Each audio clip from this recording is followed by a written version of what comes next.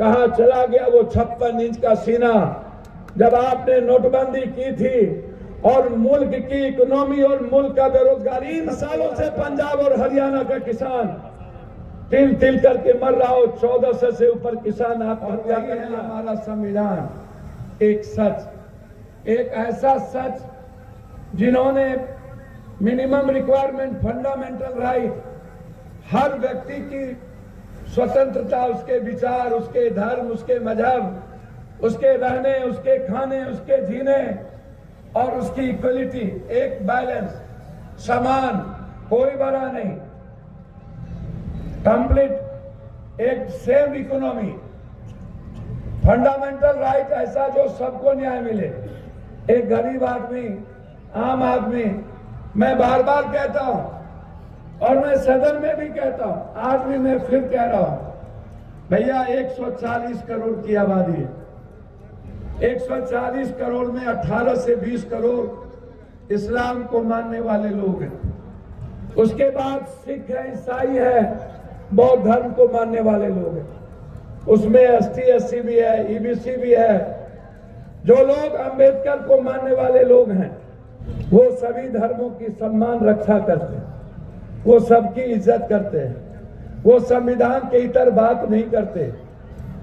इसमें 24 से 25, 26 करोड़ लोग 140 करोड़ में वो लोग हैं जो अलग विचारधारा, अलग धर्म, जो इंसानियत के लिए वो भी काम करते हैं और सनातन को मानने वाले लोग भी इंसानियत के लिए काम करते हैं। एक तरफ 25 से 26 करोड़ वो लोग, दूसरे तरफ 84 करोड़ वो लोग हैं जिसको 5 किलो अनाज दिया जाता है, जो गरीब है, कमजोर है, जिन्हें भगवान किस्मत भाग समझा दिया जाता है, जिनके पास रोटी नहीं होती, जिनको न्याय नहीं मिलता, 2 वक्त का दाल नहीं होता, 2 वक्त का साग नहीं होता, वो सिर्फ किसी तरह जीते हैं।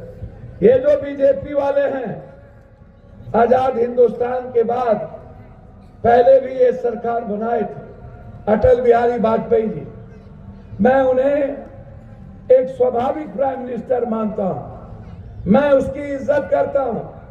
लेकिन 12 साल पहले एक व्यक्ति का इस देश के वजीर के रूप में आना हुआ। उन्हें लोगों ने ताकत दी, उनसे उम्मीद थी, उन्होंने सपना दिखाया था गरीबी खत्म करने का, उन्होंने सपना दिखाया था 15 लाख रुपए का, उन्होंने सपना दिखाया था काला काला धन वापस आएगा और इस दुनिया के गरीबों को हम अमीर बनाएंगे। उन्होंने सपना दिखाया था जाली नोट का, उन्होंने सपना दिखाया था इस एजुकेशन का, उन्होंने सपना सबसे बड़ा, जब वो PM बने तो उन्होंने सबसे बड़ा सपना दिखाने का काम किया रात के 12 बजे नोटबंदी का।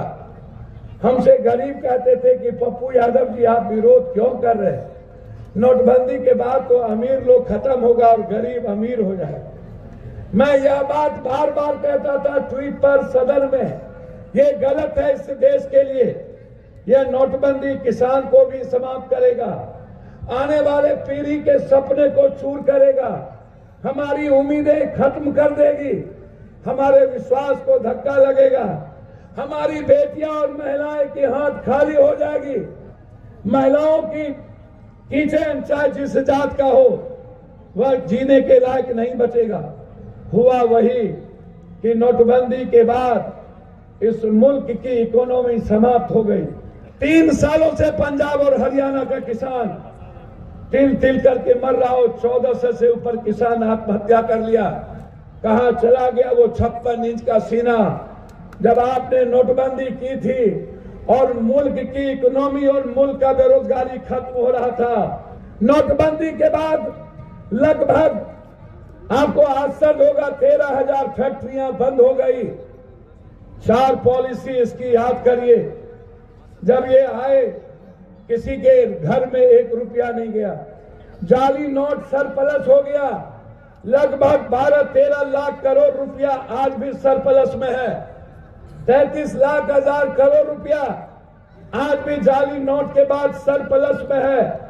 भाई नरेंद्र मोदी जी, ये रुपया किसके हैं? अदानी के, किसके? क्यों वो जाली नोट को आज तक आप इक्वल नहीं कर पाए? क्यों यह मुल्क पूरी दुनिया में खत्म हो गई? मेरे रुपये की वैल्यू पूरे दुनिया में खत्म हो गई, मेरा रेस्पेक्ट गिर गया।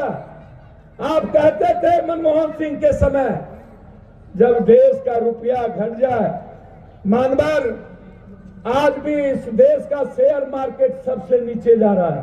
आज